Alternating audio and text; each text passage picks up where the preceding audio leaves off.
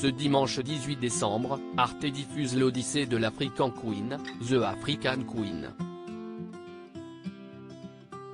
Le film signé John Huston, sorti en 1951, a connu son lot de péripéties. D'ailleurs, le réalisateur et Humphrey Bogart ont évité la maladie de justesse grâce à un rituel inattendu. Les passionnés de films à l'eau de rose en temps de guerre risquent d'être ravis. Ce dimanche 18 décembre à 21h, Arte diffuse en prime time l'Odyssée de l'African Queen. Le film est adapté du roman éponyme de C. S. Forrester et porté par Katharine Hepburn et Humphrey Bogart, qui a lui-même vraiment fait la guerre. Les faits se déroulent en Afrique en 1915. Charlie Allenut, incarné par Humphrey Bogart, livre des marchandises qu'il transporte sur son bateau, l'African Queen, avant de les distribuer dans les villages. Un jour, l'Américain prévient le révérend Sawyer et sa sœur Rose que des troupes allemandes approchent. Voulant sauver la jeune femme, il revient le lendemain afin de la déposer en territoire neutre.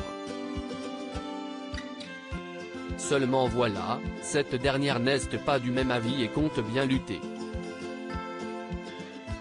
Elle l'oblige à descendre le fleuve pour rejoindre les Anglais. Humphrey Bogart et John Huston sauvés par l'alcool en 1950, l'équipe de l'Odyssée de l'African Queen s'est rendue en Afrique centrale.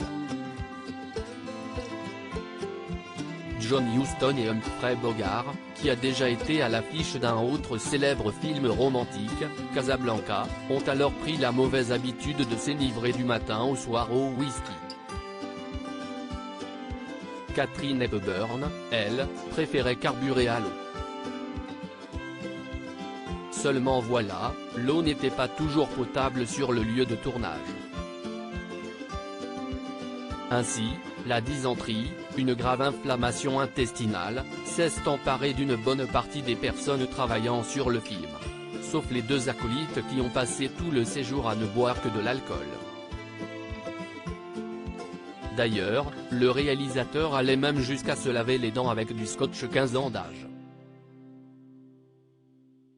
Ils font donc partie des rares personnes qui ne sont pas tombées malades. Une habitude que l'on n'encourage pas, bien évidemment. Rappelons que la consommation d'alcool peut être dangereuse si elle n'est pas faite avec modération. Un film inspirant pour l'anecdote, Le bateau, l'African Queen, existe vraiment. En effet, il a même été construit spécialement pour les besoins du film à Lytham Sainte-Anne, en Angleterre. D'ailleurs, celui-ci a inspiré le bateau à vapeur qu'utilisent Donald Duck et ses neveux dans la bande dessinée La chasse aux crocos du Nil, publiée en 1988. Article écrit en collaboration avec 6 médias. À lire aussi Marlène Dietrich, Humphrey Bogart, Jean Gabin. Ces stars qui ont vraiment fait la guerre.